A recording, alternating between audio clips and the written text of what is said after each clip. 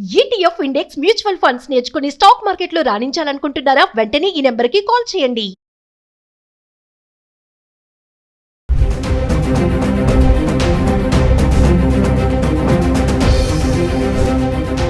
నమస్తే, welcome back to Suman TV. Present మనతో పాటు ఉన్నారు అనలిస్ట్ మందర్ కృష్ణారెడ్డి గారు.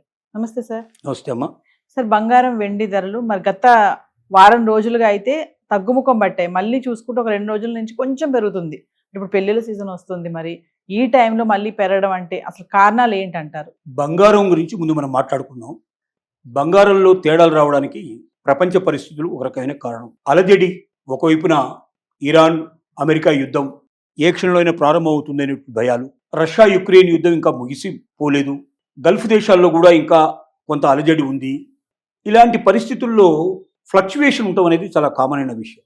తాత్కాలికంగా కొంచెం పెరగడం తగ్గడం అనేది జరుగుతూ ఉంటుంది. బట్ మేధావులు చెప్తున్నది 2 విషయాలు చెప్తున్నారు. ఒకటి, ఎవరైనా బంగారం కొనుక్కోదలుచుకుంటే ఇది రైట్ టైం అంటున్నారు. ఇంతకన్నా పెద్దగా తగ్గే అవకాశాలు ఉండకపోవచ్చు.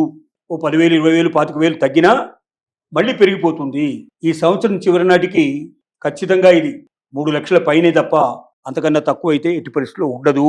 కాబట్టి ఇప్పుడు 1,50,000, 1,59,000 మధ్యలో ఉన్నటువంటి పరిస్థితిలో ఇప్పుడు కొనుక్కున్నట్టయితే ఖచ్చితంగా డబల్, కనీసం సంవత్సరం చివరి నాటికి 2 పెరిగే అవకాశం ఉంటుంది అనేది వాళ్ళ వాదన. అయితే ఒక సందర్భంలో మాత్రమే బంగారం విలువ మ్యాక్సిమం పడిపోయే అవకాశం ఉంటుందనేది మేధావులు చెప్తున్న మాట. అది ఏమిటి అంటే, రష్యా అమెరికా 2 కూడా ట్రేడ్ డీలు బాగా కుదుర్చుకొని పూర్తిగా రష్యా అమెరికా ఒకరికొకరు వ్యాపారం పెద్ద ఎత్తున చేయడం ప్రారంభమైతే, రష్యా డాలర్స్లో వ్యాపారం ఎప్పుడైతే చేయడానికి సిద్ధపడుతుందో అప్పుడు డాలరు బాగా బలంగా తయారవుతుంది, స్ట్రాంగ్ అవుతుంది. బంగారం బాగా పడిపోయే అవకాశం ఉంది. ₹1,00,000 లోపల పడిపోయినా కూడా ఆశ్చర్యపడాల్సిన. అంటే డాలర్ స్ట్రాంగ్ అవుతే బంగారం రేట్ పడిపోతుంది.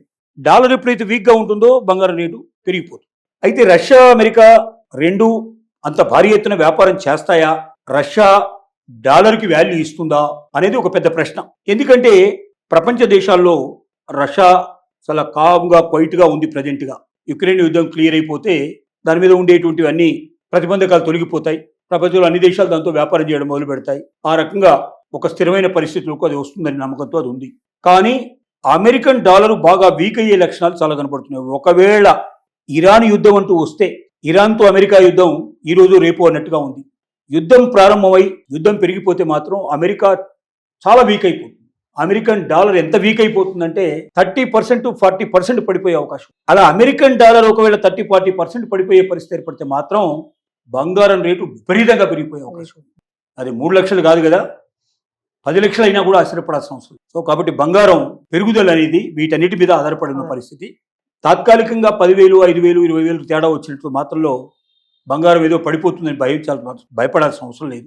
ఎట్టి పరిస్థితుల్లో సంవత్సరం చివరి నాటికి 3 లక్షల పైనే తప్ప 3 లక్షల లోపల ఉండదని నిపుణులైనట్లు వాళ్ళు మ్యాక్సిమంగా చెప్తున్నారు. దీన్ని దృష్టిలో పెట్టుకొని బంగారం కొనాలా అక్కర్లేదనేది డిసైడ్ చేసుకోవాల్సిందిగా మనం చెప్తున్నాం. ఇంకా వెండి గురించి మాట్లాడుకుంటే సార్, ఈ రోజు మరి 2,90,000 అయితే రావడం చూస్తున్నాం. అంటే ఈ రోజు 20,000 పెరిగింది వెండి. వెండి కూడా ఒక్కోసారి 10-15,000 పెరుగుతుంది, 15,000 తగ్గుతుంది. ఇట్లా 2 రకాలు మనం చూస్తూనే ఉన్నాం. మరీ ఘోరంగా 7 లక్షల లోపల పడిపోయే పరిస్థితి మనకి ఇంతవరకు కలగలేదు. 2.5 పైనే నడుస్తుంది తప్ప అందుకని తక్కువైతే లేదు కదా. సో వెండి మాత్రం పెరిగి తీరుతుంది, ఖచ్చితంగా పెరిగి తీరుతుంది. ఎందుకంటే వెండి యొక్క అవసరాలు రోజు రోజుకు పెరుగుతున్నాయి. బంగారం కానీ వెండి కానీ కొత్తగా ఏదైనా ఒక సోర్సు ఎక్కడైనా తీయడానికి, లోహాన్ని బయటికి తీసి దాన్ని పనికొచ్చేటట్టుగా ప్రోడక్ట్ రూపంలో బయటికి పంపించాలంటే 10 ఏళ్ల నుంచి 30 ఏళ్ళు టైం పడుతుందట. మినిమం 10 years, మ్యాక్సిమం 30 years పడుతుంది. అంటే ఇవాళ ఒక గని కనబడుతుందని వాళ్ళు తీస్తే దాన్ని మొత్తం టోటల్గా తవ్వి బయటికి తీసి దాన్ని వీటన్నిటికీ పనికి రావడం, ఏదైనా మనం ఇన్స్ట్రుమెంట్ తయారు చేయాలన్నా మరొకటి తయారు చేయాలన్నా ఆ పనికొచ్చే విధంగా మనకు కనబడుతున్న వెండి ఏదైతే ఉందో ఆకారం కనబడడానికి తయారు చేయాలంటే మినిమం 10 years నుంచి 30 years పడుతుంది. అంటే ఇవాళ ఒకవేళ 10 చోట్ల గన్లు కనిపెట్టినప్పటికీ ఆ ప్రొడక్షన్ రావడానికి 10 ఏళ్ళు పడుతుంది. అంటే ఇప్పట్లో ఉన్నదానితోటే మనం సర్దుకోవాలి తప్ప కొత్తది రాదు. ఉన్నదానికన్నా 100 రెట్లు ఎక్కువ డిమాండ్ పెరిగింది. ఎక్కువ ఇండస్ట్రీస్ లోపల వెండి యొక్క ఉపయోగం ప్రతిరోజు పెరుగుతోంది. కాబట్టి మరి మనం అనుకున్నాం, ఎలక్ట్రికల్ సంబంధించినట్టు వాహనాల లోపల, సెమీ కండక్టర్స్ లోపల, బ్యాటరీ తయారీ లోపల, అలాగే ఔషధ పరిశ్రమల లోపల, రకరకాల పరిశ్రమల లోపల దీన్ని ఉపయోగించడం అనేది ప్రారంభించిన తర్వాత దీని డిమాండ్ కొన్ని వేల రెట్లు పెరిగింది. అంత ప్రొడక్షన్ మార్కెట్లో లేదు. కొత్త గనులు కనిపెట్టినప్పటికీ వాటిలోంచి ప్రొడక్షన్ రావాలంటే కనీసం 10 ఏళ్ళు పడుతుంది. కాబట్టి డిమాండ్ అండ్ సప్లై కింద తీసుకుంటే వెండి పెరిగి తీరాల్సిందే తప్ప ఇంకొక మార్గం లేదు. కాబట్టి వెండి కొనుక్కునే వాళ్ళు కానీ వెండి దాచుకున్న వాళ్ళు కానీ భయపడాల్సిన అవసరం లేదు. భవిష్యత్తు వెండిదే బాగా పెరుగుతుంది, విపరీతంగా పెరిగే అవకాశాలు ఉన్నాయని మాత్రం మనం చెప్పగలం. Thank you sir.